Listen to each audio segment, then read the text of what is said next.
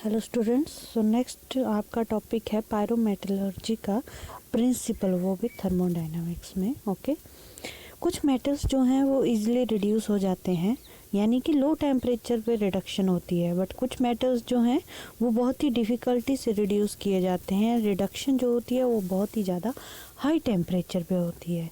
तो अगर हमें प्रेडिक्ट करना है कि कौन सा एलिमेंट किस टेम्परेचर पे रिड्यूस होगा, कौन सा एजेंट उसके लिए सूटेबल होगा रिड्यूसिंग करने के लिए, ठीक है, टू गिव मेटल ऑक्साइड, सो उसके लिए प्रिंसिपल है थर्मोडायनामिक प्रिंसिपल ऑफ मेटलर्जी। आपने जो है +1 क्लास में गिब्स फ्री एनर्जी के बारे में पढ़ा होगा, ठीक है, फिजिकल केमिस्ट्री में। सो उसी से रिलेटेड जो है यहाँ पे कंसेप्ट दिया गया हुआ है।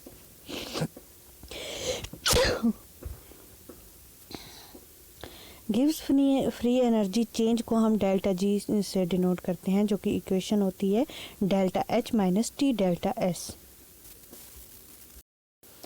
जहाँ पे डेल्टा H जो होता है वो एंथैल्पी चेंज होता है, डेल्टा S जो होती है वो एंट्रोपी चेंज होती है, और T जो है एब्सोल्यूट टेम्परेचर होता है। फ्री एनर्जी चेंज जो दिया जाता है वो इक्विलिब्रियम कांस्टेंट से रिलेट करता है रिएक्टेंट प्रोडक्ट सिस्टम के लिए। अगर डेल्टा G नेगेटिव होगा तो K will be positive, this means the reaction will proceed towards forward reaction, है ना। सो फिजिबिलिटी हम कैसे पता लगाते थे कि किसी रिएक्शन की फिजिबिलिटी कैसी होगी एट एनी टेम्परेचर। अगर डेल्टा G क्या होना चाहिए, वहाँ पे नेगेटिव होना चाहिए। अगर डेल्टा S जो है वो पॉजिटिव होगा टेम्परेचर इंक्रीज करने पे, तो T डेल्टा S की वैल्यू बढ़ेगी, और अगर T डेल्टा S की वैल्यू बढ़ जाएगी तो डेल्टा G क्या हो जाएगा, नेगेटिव हो जाएगा, और रिएक्शन फॉरवर्ड डायरेक्शन में चलेगी। और अगर डेल्टा G पॉजिटिव होगा, वो कैसे होगा, हम क्या करेंगे, made to occur by coupling it with another reaction having larger negative G delta G। So उस दूसरी रिएक्शन के साथ कपल कर देंगे जहाँ पे नेगेटिव डेल्टा G होगा larger than to previous one, so that the net delta G of the two reactions is negative. So net जो डेल्टा G आएगा वो नेगेटिव आएगा। Such coupling reactions can be understood in terms of Ellingham diagram. तो यहाँ पे Ellingham diagram दिए हुए हैं आपके पास, ये इसको आप एलिंगम डायग्राम बोलते हो। ये क्या होता है, प्लॉट है किसके बीच में, डेल्टा FG के बीच में वर्सेस टेम्परेचर, यानी कि gives free energy change of formation, ठीक है, for formation of oxides of elements. So इसलिए हमने F लगाया हुआ है, डेल्टा F। इसी तरह के डायग्राम हम सल्फाइड्स हैलाइड्स के लिए भी बना सकते हैं, बट ये किसके लिए हैं, ऑक्साइड्स के लिए हैं। ये डायग्राम हेल्प करते हैं हमें feasibility of thermal reduction of an ore, की कौन सी रिएक्शन जो है किस टेम्परेचर पे फिजिबल होगी। Let us study the delta G naught during the formation of metal oxide. General reaction दी हुई है, मेटल ऑक्साइड जो हमने बनाया था, इसमें क्या होता है कि dioxygen, in this reaction dioxygen a gas has been used up, dioxygen gas जो है यूज कर ली और मेटल ऑक्साइड बना दिया सॉलिड फॉर्म में। Since gases have higher entropy, gases की क्या होती है, हायर एंट्रोपी। एंट्रोपी क्या होती है, रैंडमनेस। तो गैसेज में ऑब्वियसली ज़्यादा होगी, क्यों, क्योंकि पार्टिकल्स के बीच में स्पेस बहुत ज़्यादा होता है, तो वो रैंडमली मूव करते रहते हैं, तो रैंडमनेस ज़्यादा है, हायर एंट्रोपी है। देन लिक्विड्स, लिक्विड में पार्टिकल्स थोड़े नज़दीक आ जाते हैं और सॉलिड में बिल्कुल ही नज़दीक आ जाता है, इसलिए उनकी एंट्रोपी क्या होती है, सबसे कम होती है। Therefore during this reaction delta S become negative. दस इफ़ टेम्परेचर क्यों हुई नेगेटिव, क्योंकि वो सॉलिड में कन्वर्ट हो गया। इफ़ टेम्परेचर अगर हम उसको इंक्रीज करेंगे, T delta S become more and more negative, और नेगेटिव होता जाएगा। Since T delta S is subtracted in equation 1, therefore delta G become less and less negative, यानी कि वो पॉजिटिव की तरफ चलता जाएगा। In other words delta G increases with increase in temperature. ऐसे क्या होता है, डेल्टा G डिक्रीज करता है विद इंक्रीज इन टेम्परेचर, पर इस केस में क्या होगा, वो इंक्रीज करेगा बाय इंक्रीजिंग टेम्परेचर। तो अगर हमें जो यहाँ पे प्लॉट बनाया हुआ है delta FG not versus T, lines है पॉजिटिव स्लोप है, ठीक है। क्यों? क्योंकि वो इंक्रीज कर रहा है जैसे जैसे टेम्परेचर राइज कर रहा है for most of the reaction involving the formation of metal oxide. So metal oxide बन रहा है, पॉजिटिव स्लोप है, जैसे जैसे टेम्परेचर बढ़ा रहे हैं वैसे वैसे ही डेल्टा जी फॉर्मेशन जो है वो भी इंक्रीज करती जा रही है। ठीक है, each plot is a straight line except when some change in phase. अगर फेज में चेंज आ गया तो फिर क्या होता है, प्लॉट में भी चेंज आ जाता है। Temperature at which such a changes occur is indicated by an increase in the slope. तो जहाँ पे भी फेज में चेंज आया वहाँ पे इंक्रीज, इमीडिएट इंक्रीज दिखा दिया गया है। ठीक है, ये देखो यहाँ पे इस तरह से, तो इमीडिएटली इंक्रीज हो जाता है जैसे फेज चेंज हो जाता है, यानी कि रिएक्शन जो है वो फॉरवर्ड डायरेक्शन में हो चुकी है और प्रोडक्ट जो है बन चुके हैं। फॉर एग्जांपल यहाँ पे जिंक से जिंक ऑक्साइड में बनने का प्लॉट दिखाया हुआ है, ये 2 zinc plus O2 zinc oxide, और बॉइलिंग पॉइंट है इसका 1180 केल्विन। ठीक है, सो ये डॉटेड लाइन जो है वो इसके बॉइलिंग पॉइंट के साथ इंटरसेक्ट की हुई है। There is an abrupt increase in the positive slope. अब यहाँ पे आप देख रहे हो एब्रप्टली इंक्रीज कर रहा है ये पॉजिटिव स्लोप में ऑफ द कर्व। तो ये क्या शो कर रहा है कि चेंज हो चुका है। Similarly positive slope of MgO in curve increases. Magnesium से मैग्नीशियम ऑक्साइड में यहाँ पे ये देखो, यहाँ पे भी इसी तरह से एब्रप्ट इंक्रीज है। लिमिटेशन क्या है एलिंगम डायग्राम की, ये काइनेटिक्स ऑफ रिडक्शन नहीं बता पाता है। एलिंगम डायग्राम जो है वो थर्मोडायनामिक कंसेप्ट्स के बेसिस पे हैं। Therefore these diagram simply suggest whether the reduction of a given metal oxide with a particular reducing agent is possible और नॉट। ये बताता है सिर्फ कि जो रिड्यूसिंग एजेंट हमने यूज़ किया है उस साथ रिडक्शन पॉसिबल है या नहीं है, बट ये नहीं बताएगा कि काइनेटिक्स क्या है उस रिडक्शन प्रोसेस की, कि कितनी फास्ट वो रिएक्शन प्रोसीड करेगी। Reactant product equilibrium, the interpretation of delta G not is based upon के। और के क्या होता है, रिएक्टेंट्स और प्रोडक्ट्स क्या होते हैं, इक्विलिब्रियम में होते हैं। बट यहाँ पे तो ऐसा कुछ नहीं है, ज़रूरी नहीं है कि सारी की सारी रिएक्शन जो हैं वो सारी इक्विलिब्रियम में होंगी। However it nicely explains why the reactions are slow when every species is in the solid state. ये ज़रूर बता देता है कि सारी स्पीसीज जब सॉलिड स्टेट में होती है तो रिएक्शन इतनी स्लो क्यों होती है, और जब मेल्टिंग स्टेट में होती हैं तो स्मूथ क्यों होती है। It is interesting to note that delta H and delta S values for any chemical reaction remain nearly constant. ठीक है, सो डेल्टा S और डेल्टा H की वैल्यू जो है वो सभी के लिए सेम रहती है या कांस्टेंट रहती है, even on changing temperature. Therefore the only dominant variable इस केस में क्या है, temperature. However, delta S depends much upon the physical state of the compound. Physical state कैसी है उस पर डिपेंड करता है delta S. Since entropy depends upon the degree of disorder or randomness in the system, it will increase if a compound melt. So randomness increase कर जाएगी अगर solid से liquid में convert हो रहा है और vaporize हो रहा है। ठीक है, because the degree of molecular randomness increases on changing the phase from solid to liquid or from liquid to gas. Okay. फिर है थ्योरी ऑफ मेटलर्जी, जिसको हम स्मेल्टिंग बोलते हैं। In light of thermodynamic principles and Ellingham diagram, let us first discuss the reduction of metal oxide with carbon. यानी कि the process of extracting a metal by reduction of its oxide with carbon. क्या करना है, metal को extract करना है with reduction, by reduction with its oxide with the help of carbon. ठीक है, in the form of Coke, charcoal या carbon monoxide आप ले सकते हो, उसको आप स्मेल्टिंग बोलोगे। Now we know that during reduction the oxide of metal decompose, oxide decompose हो जाता है, जो ऑक्सीजन यहाँ से निकला वो कौन ले जाएगा, कार्बन ले जाएगा ऑक्सीडाइज करके। ठीक है, ऑक्सीडेशन करवा के। The role of reducing agent here is to provide a large negative delta G to make the sum of the delta G naught of the above two reactions negative, ताकि और negative हो जाए कोई भी reaction. Now equation 1 जो हमने ली थी is reverse है किसकी, थर्ड की। ठीक है, सो reverse represent oxidation of metal, ये ऑक्सीडेशन बता रही है। However if instead of partial oxidation, अगर हम उसकी कंप्लीट ऑक्सीडेशन करवा दें कार्बन डाइऑक्साइड में तो हमें ये रिएक्शन करवानी पड़ेगी। So half delta G. और इंस्टेड ऑफ कार्बन मोनोऑक्साइड हम यूज़ करें एज अ रिड्यूसिंग एजेंट तो कार्बन डाइऑक्साइड आपको वहाँ पे मिल जाएगा, ठीक है। On subtracting equation 3 from each of the three equations 2, 4 and 5 we have, तो यहाँ पे आप देख रहे हो मेटल बन रहा है सभी में इन रिएक्शंस में। हमने क्या करना है, इक्वेशन 3 को जो है सब्ट्रैक्ट करना है from equation 2, 4 and 5।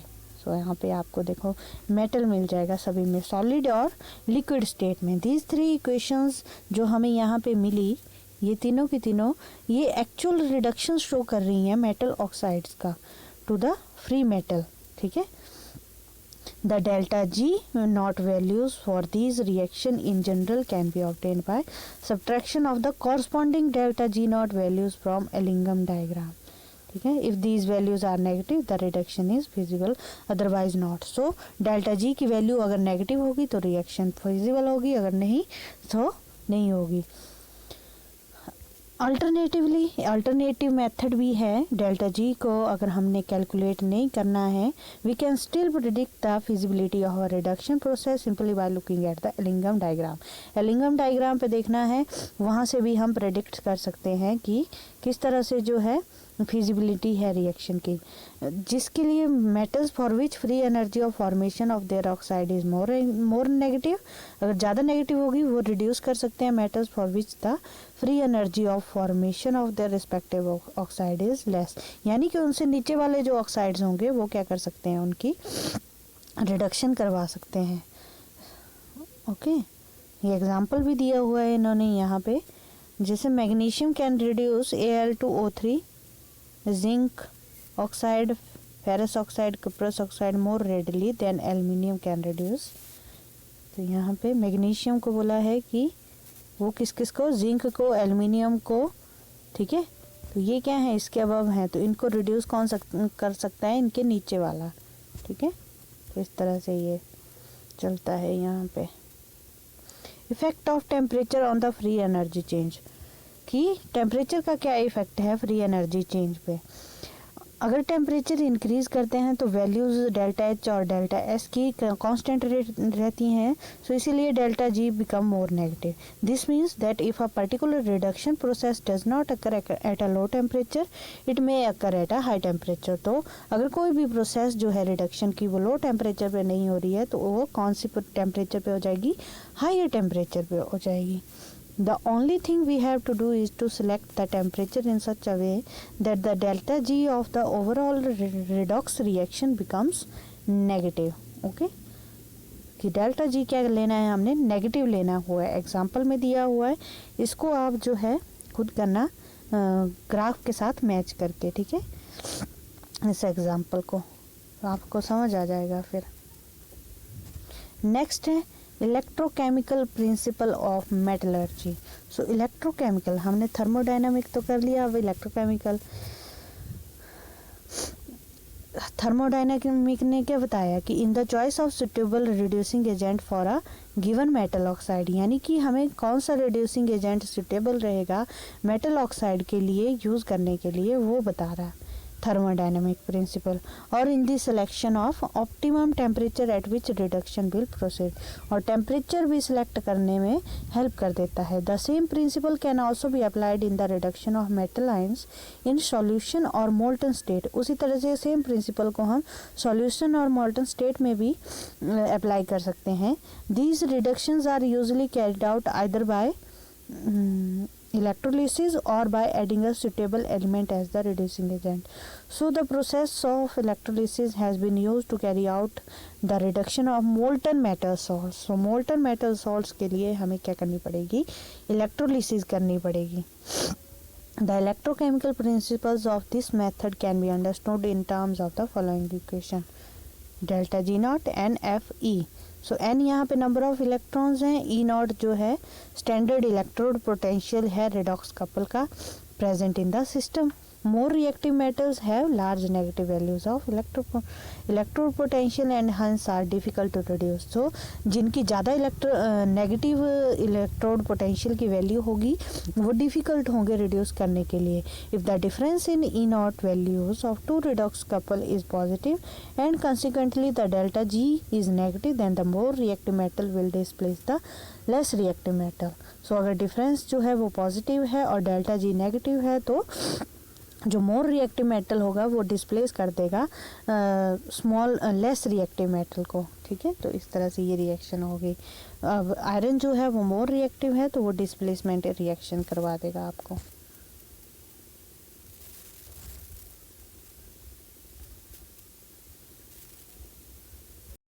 So simple electrolysis में क्या होता है, Mn पॉजिटिव जो मेटल के पॉजिटिव आयंस होंगे वो डिस्चार्ज होंगे कैथोड पे एंड डिपॉजिट हो जाएंगे वहाँ पे. ठीक है, Mn positive NeM.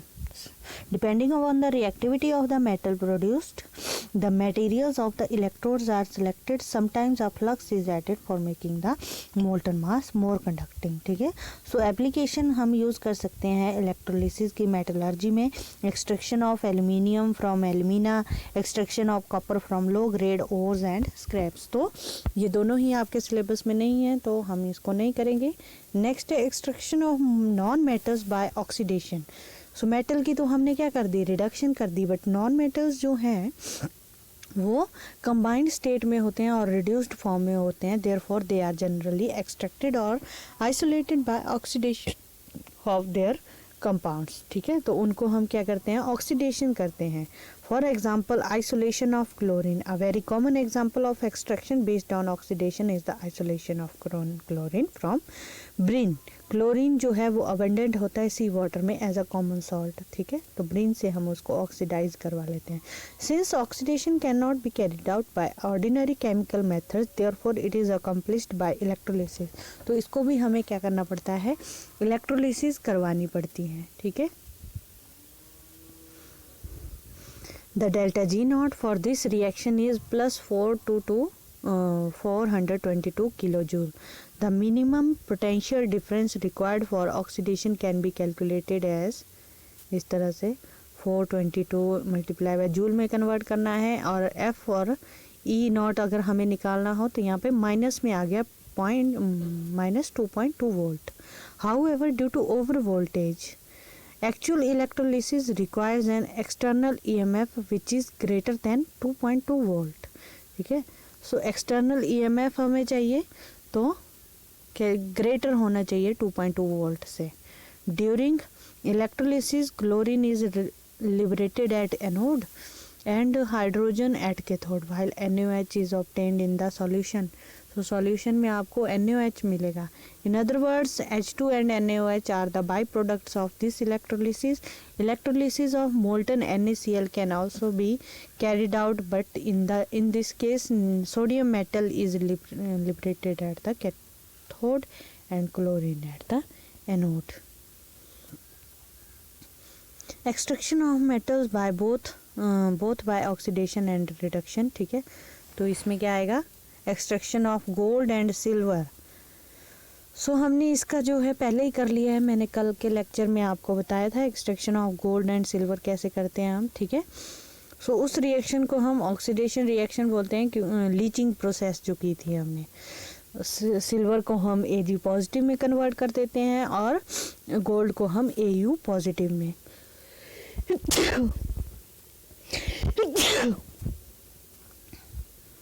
which then combine with cyanide ions to form their respective soluble complexes जो बनाए थे. ठीक है, the metals are then recovered from these complexes.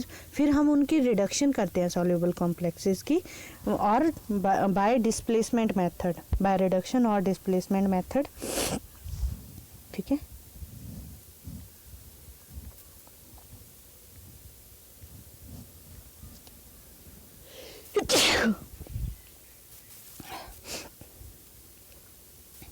Using a more electropositive zinc metal हम यूज़ करते हैं जो कि मोर इलेक्ट्रोपॉजिटिव होना चाहिए. तो ये कॉम्प्लेक्सेस बने हुए हैं, मोर इलेक्ट्रोपॉजिटिव ले रहे हैं और हमारे पास यहाँ पे मिल जाएंगे आपको metals. In these displacement reaction, zinc act as the reducing agent.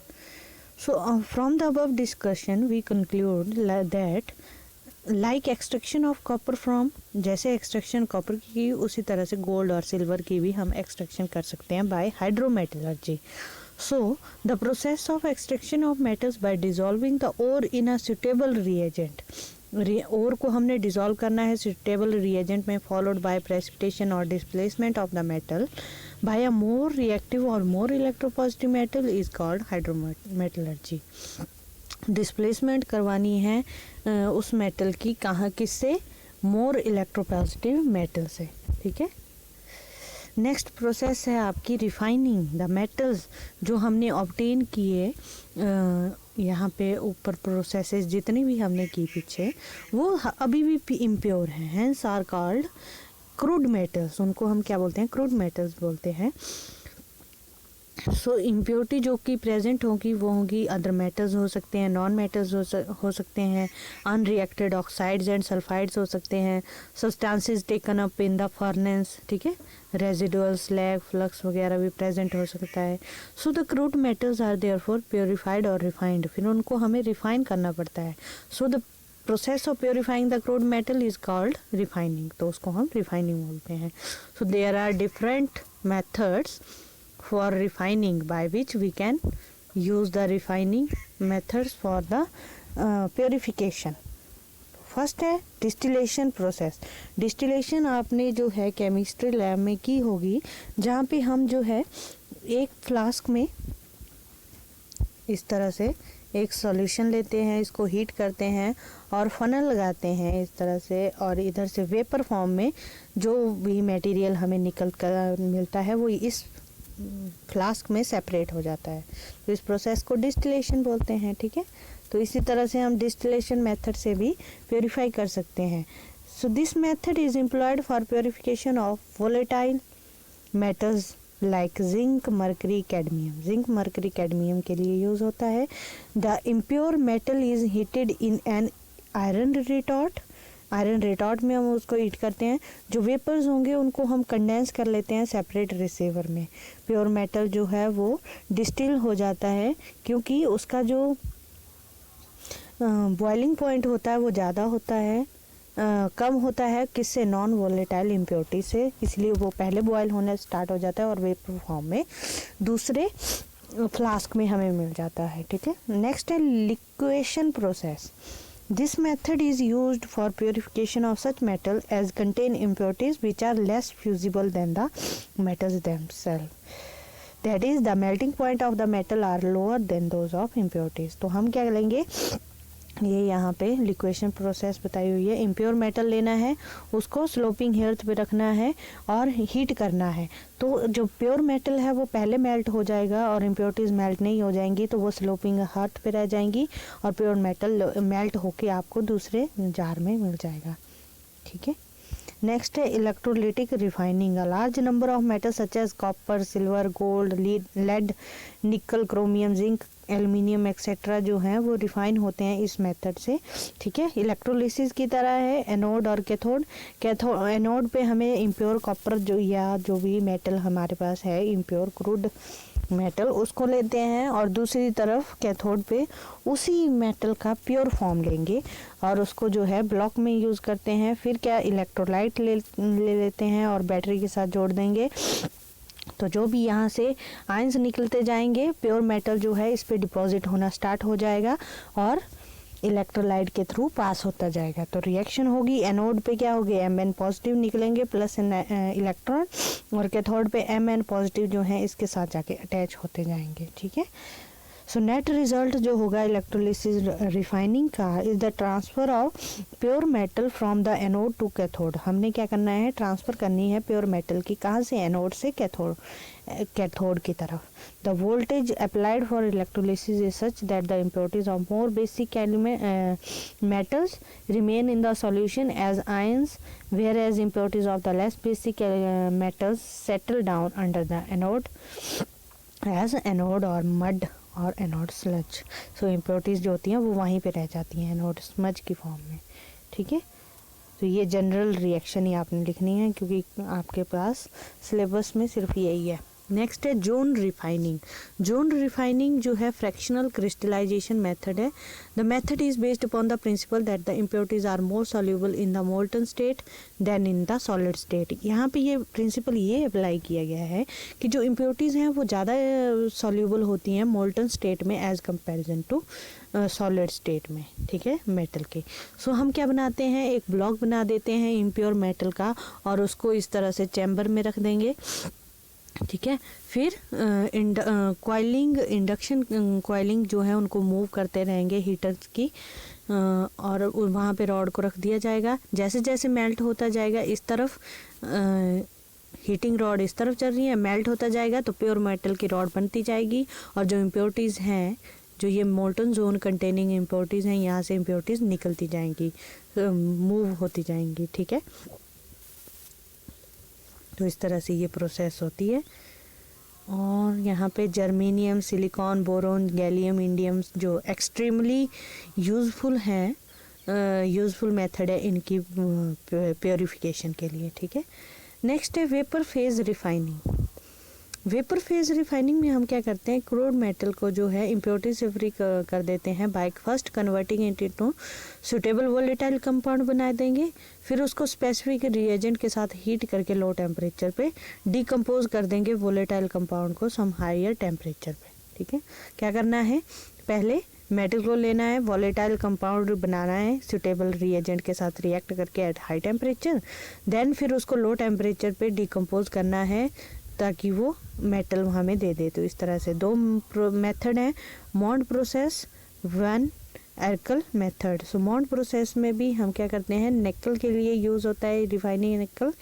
तो ये देखो पहले कम टेम्परेचर पे लिया, इसको निकल टेट्रा कार्बोनाइल में कन्वर्ट किया, फिर ज़्यादा टेम्परेचर पे डिकम्पोज कर दिया और आपको प्योर निकल यहाँ पे मिल जाएगा। तो इस तरह से ये रिएक्शन कर सकते हो, टेम्परेचर का आपने ध्यान रखना है।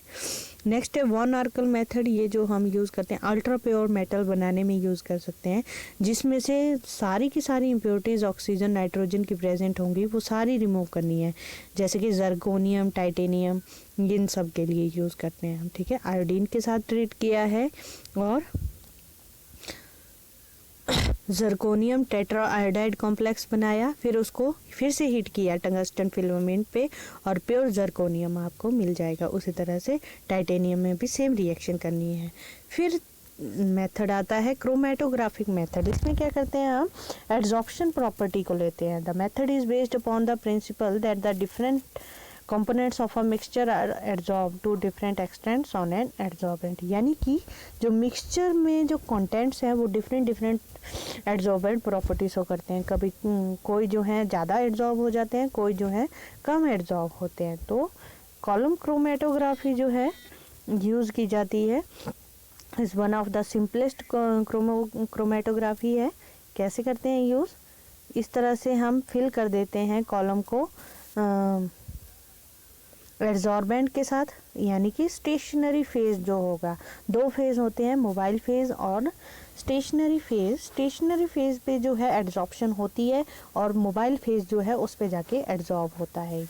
तो मोबाइल फेज जो है वो कौन सा होगा, जिसकी हमने एड्जॉर्प्शन करवानी है। तो हमने यहाँ पे मेटल की एड्जॉर्प्शन करवानी है, जो क्रूड मेटल है तो उसको हम किसी सॉल्वेंट में घोल के जो है एक मोबाइल फेज बना देते हैं और एड्जॉर्बेंट के फॉर्म में हम सिलिका, एल्यूमिना वगैरह यूज़ करते हैं, ठीक है, सिलिका जेल या एल्यूमिना। सो यहाँ पे एड्जॉर्बेंट ऊपर से डालते हैं इस तरह से मोबाइल फेज को। सो ये क्या करता है, फिर डिफरेंट पोजीशन पे जाके एड्जॉर्ब हो जाता है। मान लो यहाँ पे ABC कंपोनेंट्स हैं किसी मिक्सचर में, इसमें, ठीक है, हमने डाले ABC, C की एड्जॉर्प्शन कैपेसिटी जो है बहुत कम है, B की उससे कम, B की थोड़ी उससे ज़्यादा, फिर A की सबसे ज़्यादा। तो सबसे पहले एड्जॉर्ब कौन होगा, ऑब्वियसली जिसकी सबसे ज़्यादा एड्जॉर्प्शन प्रॉपर्टी होगी। तो A पहले हो गया, फिर B बाद में, फिर C सबसे बाद में। तो जैसे ही आप इसको इस बॉटल में निकालोगे, फ्लास्क में निकालोगे, तो C सबसे पहले मिलेगा, फिर B, फिर A। फिर हम इनको क्या करते हैं, इवेपोरेशन के फॉर्म, वेपोराइजेशन करवाते हैं और आपके पास यहाँ पे अलग अलग से डिफरेंट प्रोडक्ट मिल जाते हैं प्योर फॉर्म में, ठीक है। अगर तो ये कलरफुल है तो ये बैंड बनाएगा। अगर कलरलेस मिक्सचर हुआ सो कॉलम जो एक्सट्रैक्ट किया है विद अ स्टेबल सॉल्वेंट और a mixture of solvent and several small fraction जो है वो कलेक्ट की जाती है डिफरेंट फ्लास्क में। फिर कोई फिजिकल और केमिकल मेथड लगाएंगे और इन फ्लास्क को जहाँ पे सेम कंपोनेंट होंगे उनको मिक्स कर देंगे आपस में, इवेपोराइज करेंगे off the solvent from the fractions, thus combined give us desired component. ये टेक्निक जो है स्पेशली हम तब यूज़ करते हैं जहाँ पे जो है एलिमेंट्स जो हैं हमारे पास माइन्यूट क्वांटिटीज़ में प्रेजेंट होते हैं और इम्प्योरिटीज़ जो हैं वो not very much different in chemical properties from the elements. तो जो प्रॉपर्टीज़ होती हैं इम्प्योरिटीज़ की वो भी डिफरेंट नहीं होती हैं ज़्यादा।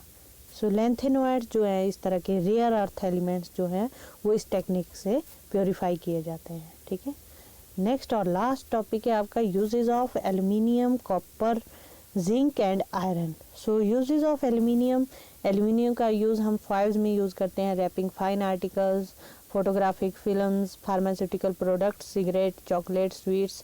सो वो जो रैपर वगैरह लगे होते हैं वो किसके बने होते हैं? एल्युमिनियम के। Fine dust of aluminium is used for making aluminium paints, liquids.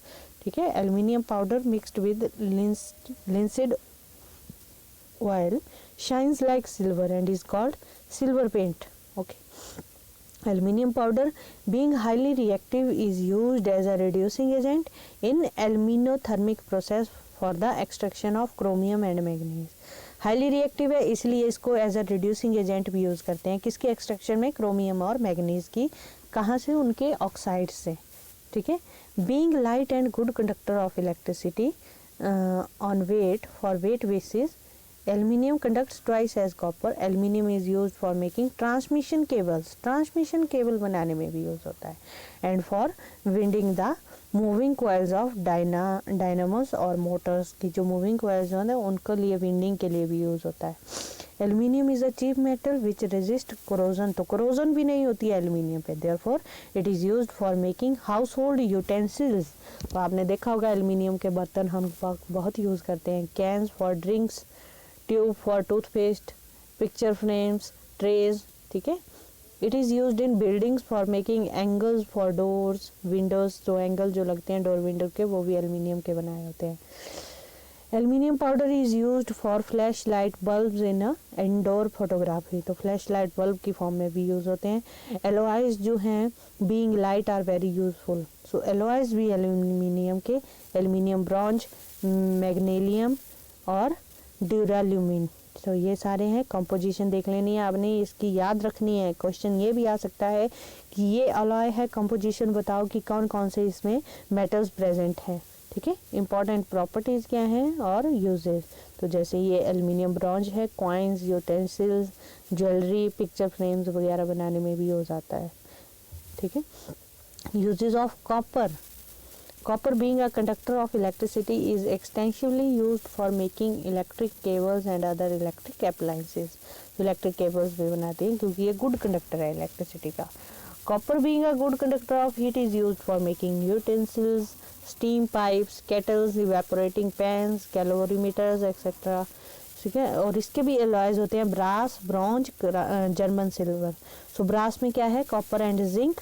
Copper ज़्यादा क्वांटिटी में है और जिंक कम में। For making utensil, condenser tubes, wires, parts of machinery. Bronze में कॉपर 80%, जिंक 10% और टिन 10%। ठीक है, कॉपर, जिंक और tin for making cooking utensils, statues, coins etcetera. German silver जो है कॉपर, जिंक, निकल का बना होता है for making silver wires, resistance wires etcetera. Zinc के यूजेस की बात करें अगर हम, so zinc is used for galvanising iron to protect it from corrosion. So corrosion से आयरन को प्रोटेक्ट करना है तो उसकी गैल्वेनाइजेशन कर देते हैं जिंक से। Zinc plates and rods are used in batteries and dry cells. तो बैटरीज जो होती हैं वहाँ पे जिंक प्लेट्स यूज की जाती हैं। Zinc dust is used as a reducing agent in the manufacture of dyestuffs. So जो डाइज बनती हैं वहाँ पे रिड्यूसिंग एजेंट का काम करती हैं। पेंट्स में, एक्सट्रैक्शन ऑफ गोल्ड में एंड सिल्वर में बाय द साइनाइड प्रोसेस, जो कि आपने देखा जिंक के साथ हमने कॉम्प्लेक्स की डिस्प्लेसमेंट करवा दी थी, है ना। Zinc is used in making some useful alloys as mentioned under uses of copper. तो यहाँ पे जिंक और कॉपर दोनों के एलॉयज हैं, ठीक है। नेक्स्ट है uses of iron. Cast iron which is the most important form of iron is used for casting stoves, railway sleepers, gutter pipes, toys etcetera, ठीक है। सो कास्ट आयरन यूज होता है। It is used in the manufacture of wrought iron and steel. So wrought iron और steel के लिए भी use होता है। Wrought iron being tough and resistant to rusting is used for making anchors, wires, bolts, nails यानी कि कीले, railway carriage, couplings and agriculture implements जो बनते हैं वो सारे किसके बनते हैं, राउट आयरन के बनते हैं। Steel finds number of uses. Alloy steel is obtained when other metals are added to it. So some alloys हैं आयरन के। स्टेनलेस स्टील, आयरन, क्रोमियम, निकल और कार्बन का। निकल स्टील, आयरन और निकल।